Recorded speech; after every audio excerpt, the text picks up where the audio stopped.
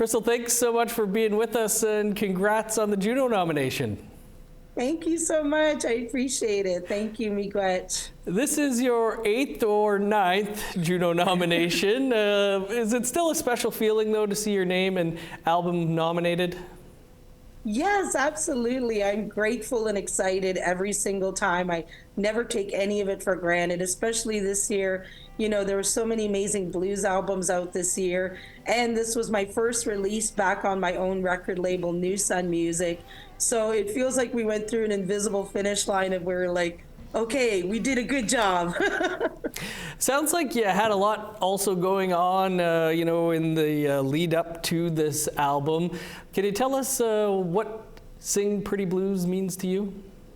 Yeah, for sure. This album, you know, it has a lot of life in it. It's the good, the bad, you know, the healing, the redemption, and everything in between.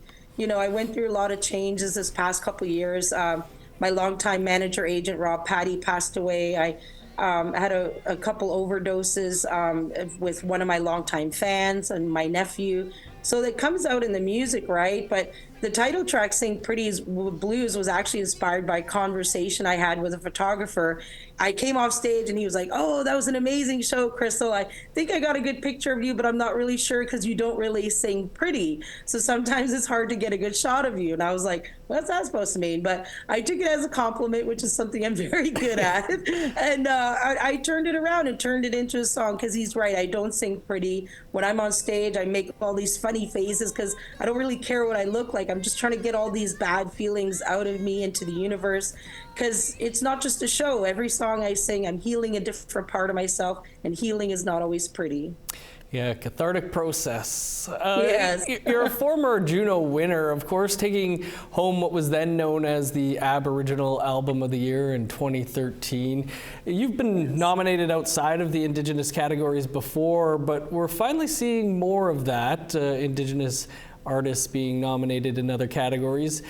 Do you feel like Indigenous artists are being recognized in a different way today?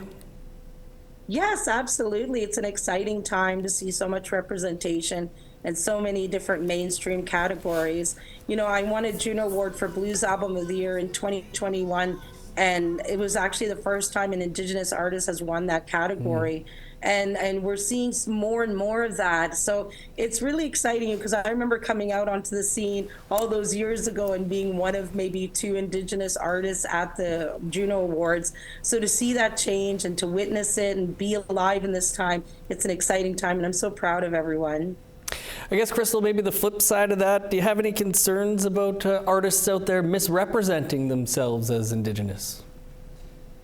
Yes, definitely. It's, you know, it's taking up spaces from artists who have the lived experiences. You know, we've had to work really hard for those spaces to have those spaces taken away with that misrepresentation. It's absolutely heartbreaking, and it should be considered criminal. Absolutely. As mentioned, Crystal, you've been around the industry for a tick or two, had success on both sides of the medicine line. What are some of the big changes that you've seen during your time?